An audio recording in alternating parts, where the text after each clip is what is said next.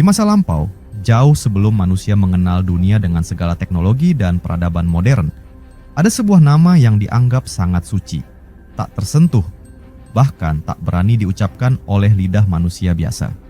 Nama ini dalam keheningan dan kebijaksanaan tradisi Yahudi kuno dikenal sebagai Tetragrammaton.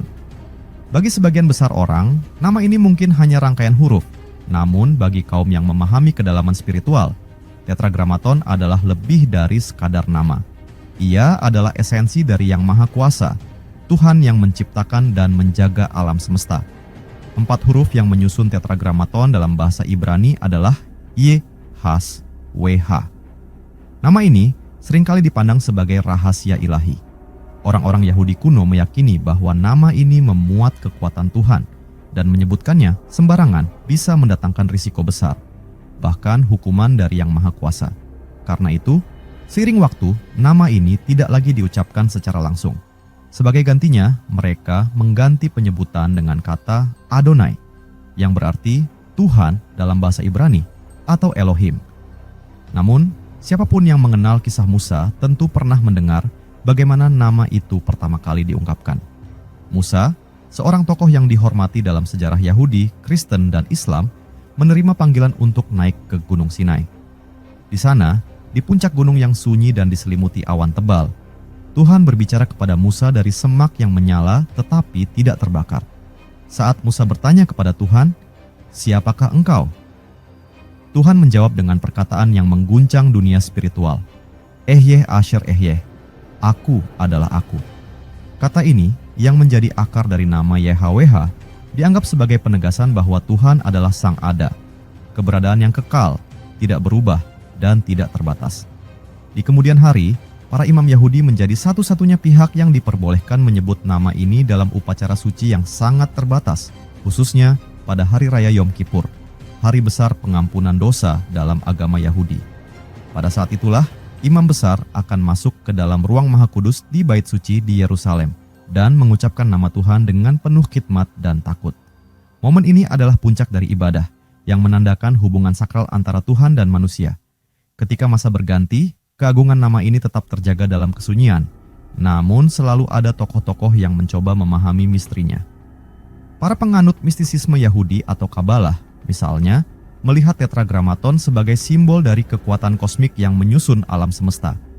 Huruf-huruf yang membentuk nama YHWH dipercayai mencerminkan sifat-sifat Tuhan dan menjadi dasar dari kehidupan dan penciptaan. Mereka melihat kehadiran Tuhan di dalam segala hal yang ada, dari angin yang berhembus hingga bintang yang bersinar. Pada akhirnya, Tetragrammaton tetap menjadi misteri yang tersembunyi dalam kedalaman sejarah dan kepercayaan. Sampai hari ini, nama itu tetap suci, dijaga dengan penuh penghormatan dan kerendahan hati oleh mereka yang meyakini kekuatannya. Tidak sedikit yang percaya bahwa Tetragrammaton bukan sekadar 4 huruf, tetapi adalah simbol abadi dari yang tak terkatakan. Tuhan yang berada di luar jangkauan, namun senantiasa dekat dengan setiap hambanya. Tetragrammaton, 4 huruf sakral YHWH, yang digunakan dalam kitab suci Yahudi dan Kristen untuk merujuk kepada Tuhan, telah menjadi sumber kontroversi dalam berbagai aspek teologis, linguistik, dan budaya. Di balik maknanya yang sakral, Tetragrammaton memunculkan perdebatan panjang dalam berbagai kelompok agama dan akademisi mengenai cara pengucapan, penggunaannya dalam ibadah, hingga penerjemahannya ke bahasa modern. Berikut beberapa kontroversi utama terkait Tetragrammaton. 1. Cara pengucapan yang tidak pasti. Salah satu kontroversi terbesar terkait Tetragrammaton adalah bagaimana nama ini seharusnya diucapkan. Dalam tradisi Yahudi, nama Tuhan dianggap sangat suci, sehingga dilarang untuk diucapkan sembarangan.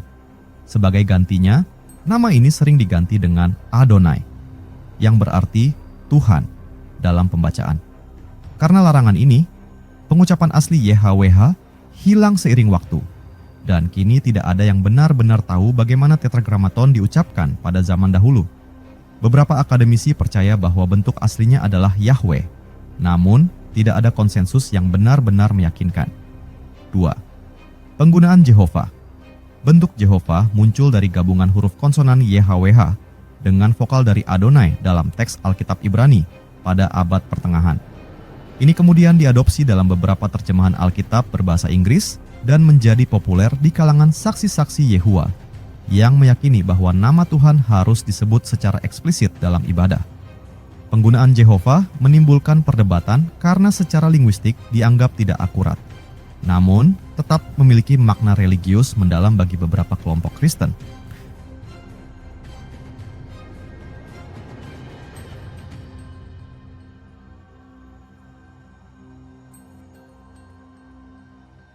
Tiga, penerjemahan dalam Alkitab.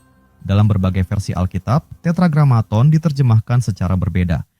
Di banyak terjemahan Alkitab berbahasa Inggris, termasuk King James Version, Tetragrammaton diterjemahkan sebagai Lord dalam huruf kapital, guna membedakannya dari sebutan umum Lord. Namun, beberapa kalangan berpendapat bahwa penerjemahan ini menghilangkan makna spesifik nama Tuhan yang asli. Sementara itu, beberapa terjemahan modern memilih menggunakan Yahweh atau Jehovah, yang memicu perdebatan di kalangan teolog mengenai keaslian dan penghormatan terhadap teks suci. 4. Pandangan mistisisme Kabalah. Dalam tradisi Kabalah, Tetragrammaton memiliki makna yang sangat mendalam sebagai kunci rahasia ilahi. Kaum Kabalis memandang Tetragrammaton sebagai simbol dari struktur penciptaan dan menyematkan makna metafisik pada setiap hurufnya. Bagi beberapa pemikir ortodoks, interpretasi mistis ini dianggap tidak sesuai dengan praktik Yahudi yang lebih tradisional. Kontroversi ini menimbulkan perbedaan pandangan antara kaum mistis Kabalah dan mereka yang berpegang pada pendekatan Yahudi konvensional. Penggunaan dalam ibadah modern. Di kalangan Yahudi ortodoks, Tetragrammaton tidak pernah diucapkan dalam ibadah dan digantikan dengan Adonai atau Hashem yang berarti nama. Di sisi lain, beberapa kelompok Kristen seperti saksi-saksi Yehua menggunakan nama Jehovah secara langsung dalam doa dan ibadah mereka. Ini memunculkan perdebatan mengenai apakah penyebutan langsung nama Tuhan adalah bentuk penghormatan atau justru penyalahgunaan yang merendahkan kesuciannya. Persoalan keenam teologis tentang nama Tuhan. Kontroversi mengenai Tetragrammaton juga mencakup pandangan teologis mengenai hakikat Tuhan. Bagi sebagian kelompok, nama Tuhan adalah rahasia yang tidak bisa dijangkau oleh manusia dan terlalu suci untuk disebutkan sembarangan. Namun, bagi yang lain, menyebut nama Tuhan secara langsung adalah cara untuk mendekatkan diri kepadanya. Pendekatan yang berbeda ini menimbulkan perdebatan panjang mengenai bagaimana Tuhan harus dikenal dan dihormati dalam kehidupan religius sehari-hari. Pada akhirnya, Tetragrammaton tetap menjadi simbol misteri yang menyeberangi batasan bahasa dan keyakinan. Nama ini mencerminkan upaya manusia untuk memahami Tuhan yang tidak terlihat, serta menggambarkan bagaimana nilai sakralitas dan penghormatan pada Tuhan dijaga secara turun-temurun dalam berbagai tradisi. Tetragrammaton merujuk pada nama Tuhan dalam tradisi Yahudi yang terdiri dari 4 huruf Ibrani, Yah-Wh. Nama ini sangat sakral dalam agama Yahudi dan Kristen, serta dianggap sebagai nama Tuhan yang paling suci dan tidak boleh diucapkan sembarangan. Ada beberapa tokoh dan peristiwa penting terkait dengan konsep Tetragrammaton. Pertama, Musa dan Wahyu di Gunung Sinai. Musa adalah tokoh penting dalam agama Yahudi, Kristen, dan Islam. Menurut kitab Keluaran dalam Alkitab, ketika Musa berada di Gunung Sinai, Tuhan mengungkapkan namanya sebagai Aku adalah Aku. Ibrani, Ehyeh Asher Ehyeh, yang mengarah pada Tetragrammaton.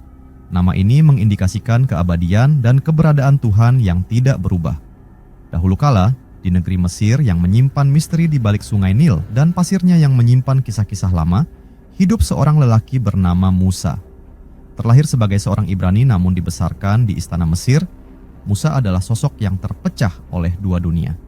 Di satu sisi, ia adalah bangsawan di mata Mesir, namun di sisi lain, jiwanya terikat pada nasib bangsanya yang terbelenggu sebagai budak.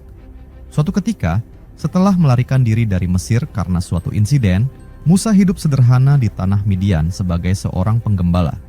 Namun, di sanalah, di tempat yang jauh dari kemewahan Mesir, hidup Musa berubah untuk selamanya.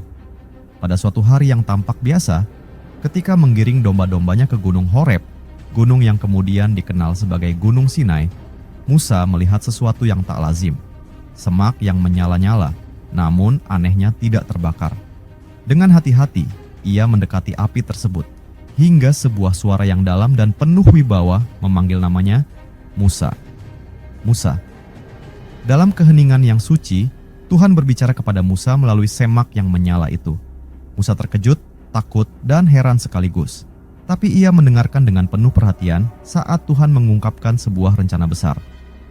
Musa ditugaskan untuk membebaskan bangsanya dari perbudakan di Mesir. Merasa kecil hati dan takut, Musa bertanya, "Ketika mereka bertanya siapa yang mengutusku, apa yang harus kukatakan?" Saat itulah Tuhan menjawab dengan sebuah ungkapan yang akan terukir dalam sejarah keimanan, Ehyeh Asher Ehyeh. Aku adalah aku. Tuhan memperkenalkan dirinya sebagai Sang Ada yang kekal, yang tidak terikat oleh waktu dan ruang. Dari jawaban inilah lahir nama yang tak terucapkan, Yahweh, yang kemudian dikenal sebagai Tetragrammaton.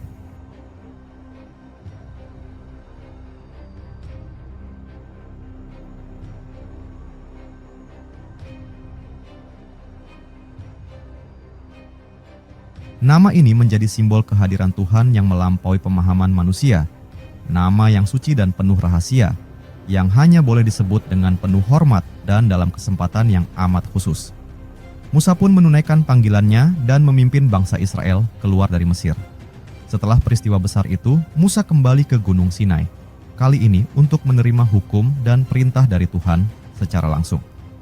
Di puncak gunung yang diselimuti awan tebal dan gemuruh halilintar, Musa menerima loh-loh batu yang diukir dengan 10 perintah Tuhan, hukum-hukum yang akan menjadi dasar bagi kehidupan bangsa Israel. Di puncak Gunung Sinai itu pula, Musa merasakan kehadiran Yahweh, Tuhan yang tak terkatakan namun sangat dekat dengan umatnya. Tetragrammaton, 4 huruf suci itu, bukan sekadar nama. Ia adalah lambang kehadiran Tuhan yang abadi, Tuhan yang mendengar jeritan umat yang tertindas dan datang untuk menyelamatkan mereka. Di sana, di hadapan kemuliaan yang begitu besar, Musa mengerti bahwa tugasnya bukan hanya membebaskan bangsa Israel, tetapi juga menjadi penghubung antara Tuhan yang tak kasat mata dan umat yang membutuhkan bimbingan. Tetragrammaton dengan 4 huruf yang sederhana namun penuh makna, terus diwariskan dari generasi ke generasi sebagai nama yang suci dan penuh misteri. Nama itu mengingatkan bangsa Israel akan janji Tuhan di Gunung Sinai dan menghubungkan mereka dengan Yang Maha Tinggi yang telah menuntun mereka melalui Musa, sang nabi yang diutusnya. Kedua, para imam Yahudi. Di masa kejayaan bangsa Israel kuno, berdirilah sebuah bangunan megah di puncak Bukit Moria di kota Yerusalem. Bait suci yang pertama kali dibangun oleh Raja Salomo ini adalah lambang kehadiran Tuhan di tengah umatnya.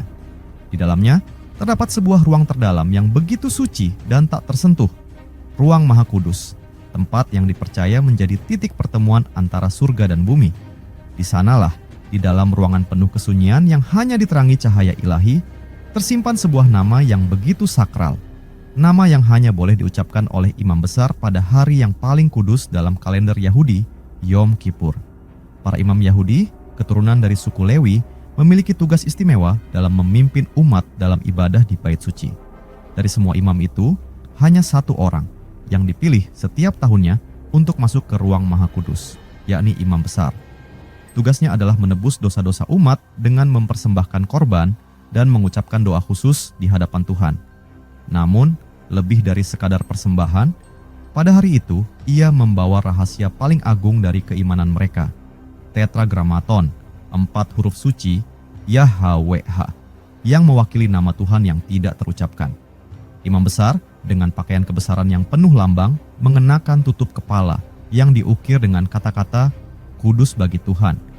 Dengan hati yang berdebar dan penuh kerendahan, ia memasuki ruang Maha Kudus. Dalam suasana sunyi yang khidmat, imam besar mengucapkan Tetragrammaton di hadapan tabut perjanjian, tempat di mana 2 kerup menghadap satu sama lain, simbol dari kehadiran Tuhan yang tak kasat mata. Pada saat itulah nama suci itu disebut hanya 1 kali dalam setahun, sebagai ungkapan penuh penghormatan dan ketundukan umat kepada Tuhan yang Maha Suci. Di luar ruang Maha Kudus, para imam lainnya dan seluruh umat Israel menanti dalam doa dan harapan. Bagi mereka, momen ini adalah waktu yang penuh berkah dan pengampunan. Mereka tahu bahwa dalam keheningan suci bait suci, Tuhan mendengar doa mereka melalui imam besar, melalui nama yang begitu sakral hingga tak boleh diucapkan di tempat lain selain di sini, di waktu ini. Sebuah nama yang menyimpan kekuatan, kehadiran, dan kasih yang tak terhingga dari Tuhan kepada umatnya. Setelah peristiwa Yom Kippur, imam besar keluar dari ruang Maha Kudus, dan peristiwa pengucapan tetragramaton itu kembali tersembunyi dalam misteri hingga tahun berikutnya. Tak ada yang mengingat atau berani menyebut nama itu lagi di luar dinding bait suci, karena bagi mereka, nama YHWH bukan sekadar rangkaian huruf. Ia adalah jembatan ke hadirat ilahi, rahasia yang hanya boleh diungkapkan dalam kekhusyukan, agar tidak hilang kekuatan dan kesuciannya. Tradisi ini dijaga ketat selama berabad-abad hingga penghancuran bait suci kedua pada tahun 70 Masehi. Setelah itu, pengucapan tetragramaton menjadi semakin langka dan tradisi suci tersebut terjaga dalam ingatan dan tulisan-tulisan kaum Yahudi. Namun, dimanapun umat Israel berada, mereka tetap menjaga dan mengenang nama suci itu sebagai warisan yang tak ternilai, sebuah lambang dari perjanjian antara Tuhan dan umatnya yang pertama kali terukir di Gunung Sinai, diteruskan dalam setiap generasi, dan dihidupi dengan penuh hormat oleh para imam di Bait Suci Yerusalem. Ketiga, tradisi mistisisme Yahudi, Kabalah. Dalam mistisisme Yahudi atau Kabalah, tetragramaton memiliki makna yang sangat dalam dan dianggap sebagai kode dari struktur penciptaan dan keberadaan alam semesta.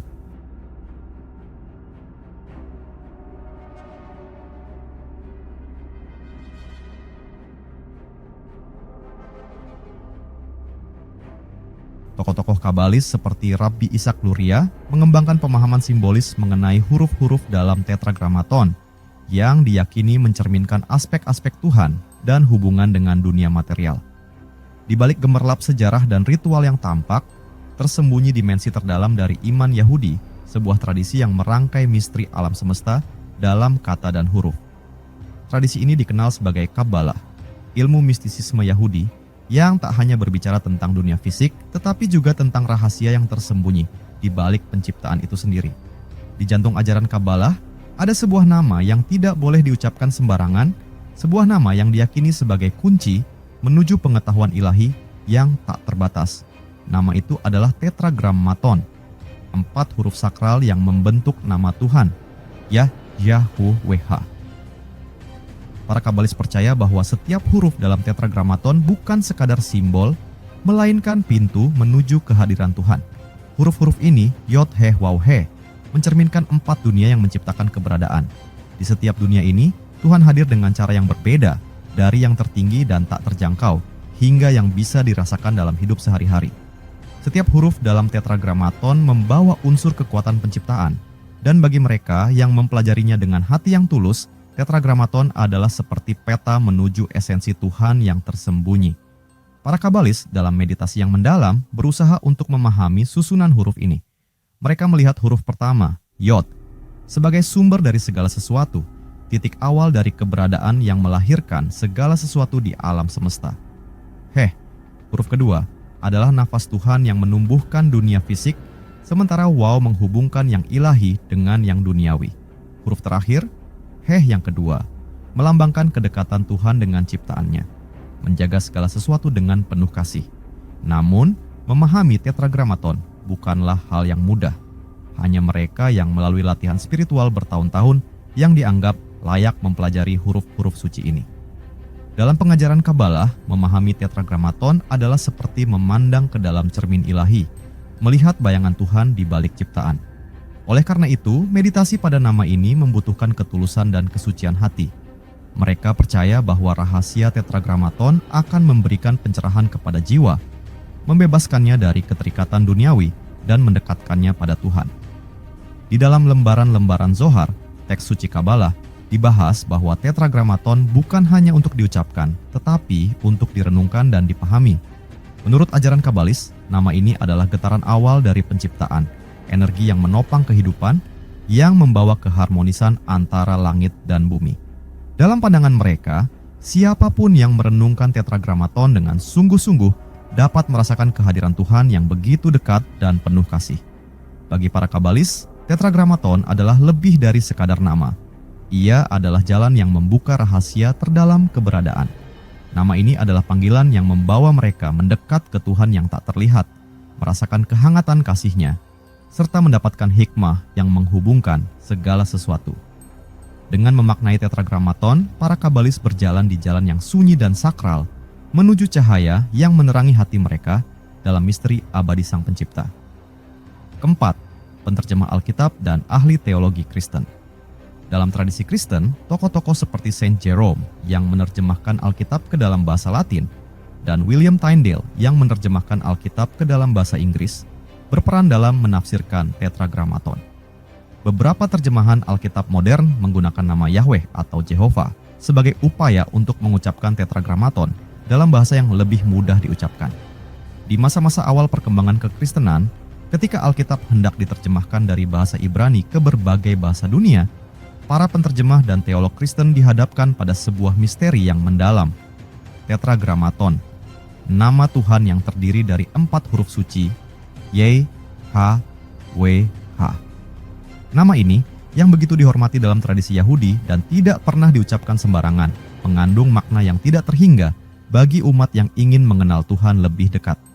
Namun, bagaimana para penterjemah yang memahami sakralitas nama ini menerjemahkan ke dalam bahasa-bahasa yang baru agar misteri ini dapat dipahami tanpa kehilangan kesuciannya? Salah satu tokoh pertama yang menghadapi tantangan ini adalah Santo Hieronymus, seorang teolog yang ditugaskan untuk menerjemahkan Alkitab ke dalam bahasa Latin pada abad ke-4 Masehi. Dalam usahanya yang panjang yang menghasilkan Vulgata, Hieronymus dihadapkan pada Tetragrammaton di berbagai bagian Perjanjian Lama. Namun, daripada berusaha menerjemahkannya secara langsung, ia memilih menggantinya dengan kata Dominus, yang berarti Tuhan dalam bahasa Latin.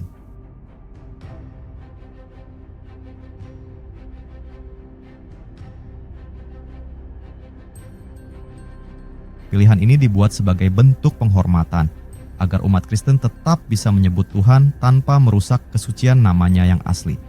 Bagi Hieronymus, Tetragrammaton bukan hanya sekadar nama, tetapi lambang Tuhan yang kekal dan melampaui pemahaman manusia. Berabad-abad kemudian, ketika reformasi Protestan mengguncang Eropa pada abad ke-16, William Tyndale muncul sebagai tokoh penting dalam penerjemahan Alkitab ke bahasa Inggris. Ia memahami pentingnya menyampaikan nama Tuhan dengan jelas kepada pembaca yang tidak mengenal bahasa Ibrani. Dalam terjemahannya, Tyndale menggunakan nama Jehovah untuk mewakili Tetragrammaton. Jehovah adalah bentuk transliterasi yang menggabungkan konsonan YHWH dengan vokal dari kata Ibrani Adonai. Tindakan Tyndale ini adalah terobosan besar yang membawa nama Tuhan lebih dekat ke dalam bahasa sehari-hari umat Kristen. Namun, meskipun demikian, Tyndale tetap sadar akan kekudusan nama ini dan mengajarkan pembacanya untuk menghormatinya. Di masa modern, para ahli teologi Kristen terus berdebat tentang bagaimana Tetragrammaton harus ditampilkan dalam Alkitab dan diucapkan dalam ibadah. Beberapa versi Alkitab memilih menggunakan Yahweh sebagai transliterasi yang dianggap lebih mendekati pelafalan asli, sementara yang lain tetap menggunakan Tuhan atau Lord dengan huruf kapital sebagai pengingat bahwa ini adalah nama Tuhan yang khusus. Meskipun terdapat berbagai pandangan, semua sepakat bahwa Tetragrammaton mewakili aspek Tuhan yang lebih dalam, Tuhan yang selalu ada, yang dulu, sekarang, dan selamanya. Dalam usaha penerjemahan ini, para penterjemah dan teolog Kristen berupaya menjembatani umat dengan nama Tuhan tanpa kehilangan rasa takjub dan hormat terhadap misterinya. Nama ini, yang tersembunyi dalam 4 huruf suci, menjadi pengingat bahwa Tuhan adalah Sang Pencipta yang tidak terbatas dan selalu dekat. Melalui setiap terjemahan dan setiap usaha memahami makna Tetragrammaton, para penterjemah dan teolog ini mempersembahkan pengabdian mereka agar umat di seluruh dunia dapat mengenal Tuhan dengan lebih dalam, namun tetap menjaga kesucian namanya. Kelima, pemakaian dalam ajaran Yahudi dan Kristen modern. Di zaman modern, ada perdebatan di kalangan teolog dan sejarawan mengenai bagaimana Tetragrammaton harus diucapkan dan diterjemahkan. Beberapa kelompok Kristen, seperti saksi-saksi Yehua, menggunakan nama Yehovah atau Jehovah sebagai bagian utama dari kepercayaan mereka. Di tengah gemuruh dunia modern yang penuh kesibukan, tradisi suci yang diwariskan sejak ribuan tahun lalu tetap bergema di hati para penganut Yahudi dan Kristen. Di antara tradisi itu, ada satu nama yang begitu sakral, diselimuti misteri dan penghormatan. Nama ini adalah Tetragrammaton, 4 huruf yang mewakili Tuhan dalam bahasa Ibrani, Yahweh. Nama ini bukan sekadar rangkaian huruf, melainkan adalah lambang kehadiran Tuhan yang tidak terbatas, nama yang telah menuntun umat manusia sejak zaman Musa hingga saat ini. Dalam ajaran Yahudi, Tetragrammaton adalah nama yang terlalu suci untuk diucapkan. Maka, saat pembacaan kitab suci, orang Yahudi menggantikan penyebutannya dengan Adonai, yang berarti Tuhan. Dalam doa dan liturgi, mereka menyebutkan nama Tuhan dengan penuh hormat, tanpa pernah mengucapkan Yahweh secara langsung. Bahkan dalam tulisan, mereka sering menggunakan bentuk singkatan seperti Hashem, yang berarti nama, sebagai pengganti Tetragrammaton, suatu tanda penghormatan bahwa nama Tuhan tak boleh disebut sembarangan. Setiap huruf dalam Tetragrammaton dipandang mewakili aspek-aspek mendalam dari Tuhan yang kekal dan abadi, dan penggunaan nama ini dalam kehidupan sehari-hari tetap dibatasi dan dilingkupi kehormatan tinggi. Di sisi lain, dalam kekristenan modern, pendekatan terhadap Tetragrammaton beragam tergantung denominasi. Di kalangan Katolik dan Protestan tradisional, Tetragrammaton sering diterjemahkan sebagai Lords dalam huruf besar, mengingatkan pembaca bahwa ini adalah nama Tuhan yang agung dan khusus. Di dalam gereja-gereja ini, nama Yahweh jarang diucapkan dalam ibadah resmi, namun tetap dikenal sebagai nama Tuhan yang asli dalam pembacaan dan studi Alkitab. Namun, ada juga kelompok-kelompok Kristen yang menganggap penting untuk menggunakan nama Tuhan ini secara langsung dalam doa dan ibadah. Misalnya, saksi-saksi Yehova menggunakan bentuk Yehova dalam Alkitab dan doa-doa mereka, karena mereka meyakini pentingnya menyebut nama Tuhan secara spesifik sebagai cara untuk menghormati dan mendekatkan diri kepadanya. Bagi mereka, nama ini adalah jembatan antara manusia dan Tuhan, lambang hubungan yang personal dan mendalam. Meskipun berbagai aliran dan kelompok dalam agama Yahudi dan Kristen memiliki cara masing-masing untuk memperlakukan Tetragrammaton, semua sepakat bahwa ini adalah nama yang istimewa.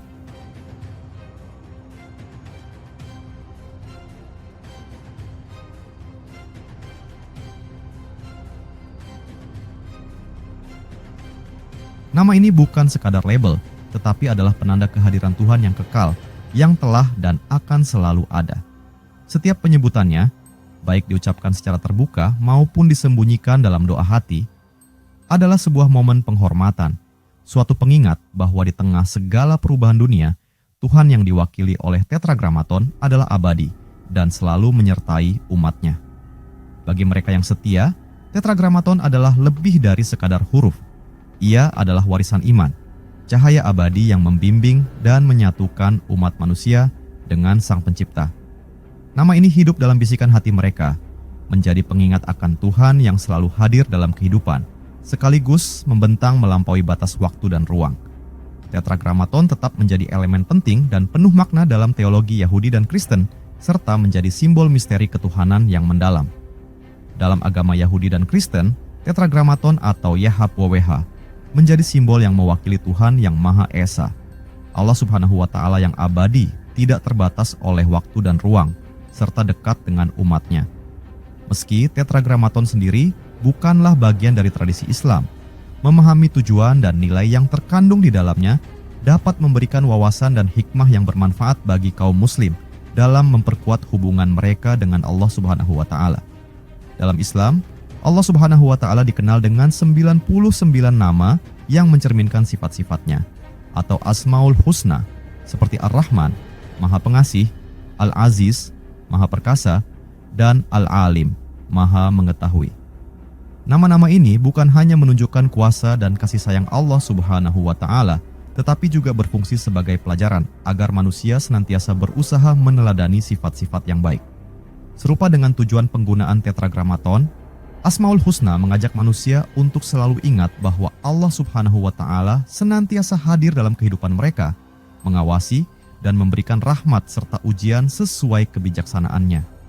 Mengambil pelajaran dari Tetragrammaton bagi kaum muslim dapat menjadi sarana untuk merenungkan sifat Allah Subhanahu wa Ta'ala yang kekal dan maha kuasa.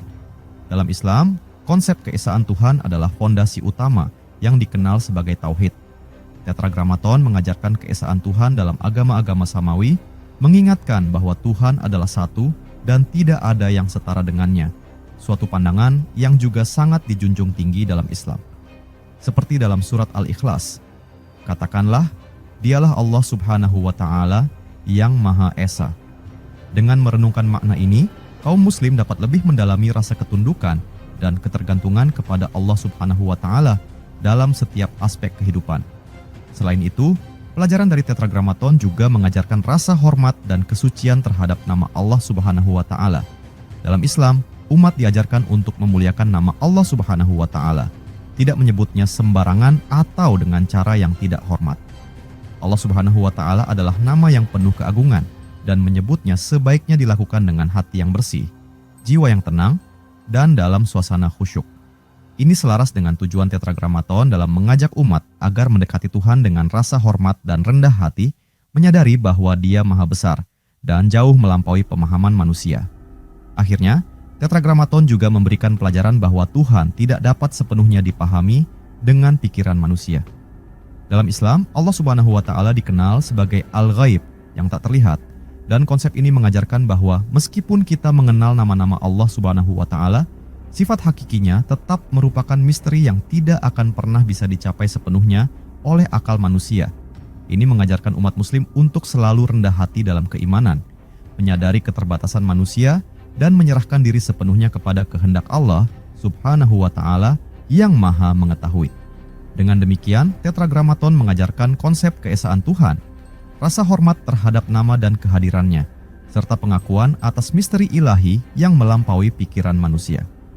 Pelajaran ini bisa menjadi sumber inspirasi yang memperkaya pemahaman kaum muslim tentang Allah Subhanahu wa Ta'ala, mendorong mereka untuk lebih dekat dengannya melalui penghambaan, ketundukan, dan cinta yang tulus kepada Sang Pencipta.